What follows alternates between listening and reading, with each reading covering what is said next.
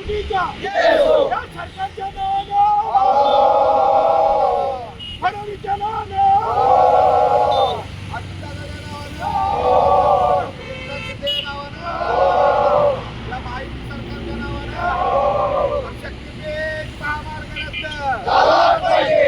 शक्तीपीठ महामार्गाच्या संदर्भामध्ये जे गेल्या फेब्रुवारीला अधिसूचना काढली होती, त्या अधिसूचनेला सांगली जिल्ह्यातल्या 19 गावातल्या शेतकऱ्यांनी 1000च्या वर हरकती घेतलेल्या होत्या, परंतु त्या सर्व हरकती उपविभागीय अधिकारी मिरज यांनी फेटाळलेल्या आहेत। त्या फेटाळलेल्या हरकतीचे जे निकालपत्र आहे, त्या निकालपत्राचे आज जिल्हाधिकारी कचेरी समोर होळी करण्यात आलेली आहे। आम्ही गेल्या 1.5 वर्षापासून सरकारला सांगत आहोत की हा शक्तीपीठ महामार्ग हा शेतकऱ्यांच्या जीवन उद्ध्वस्त करणारा महामार्ग आहे, त्यामुळे हा शक्तीपीठ महामार्ग रद्द केला पाहिजे अशा प्रकारची मागणी घेऊन आंदोलन करत असताना सुद्धा आजही सरकार ऐकायला तयार नाही, म्हणून आज या ठिकाणी निकालपत्राची होळी करण्यात आलेली आहे। पुढच्या काळात सरकारने या शेतकऱ्यांच्या मागणीचा विचार जर केला नाही तर शक्तीपीठ महामार्ग बाधित शेतकरी सरकारच्या विरोधामध्ये तीव्र आंदोलन उभा केल्याशिवाय राहणार नाहीत, हा इशारा आम्ही आज या ठिकाणी देत आहोत।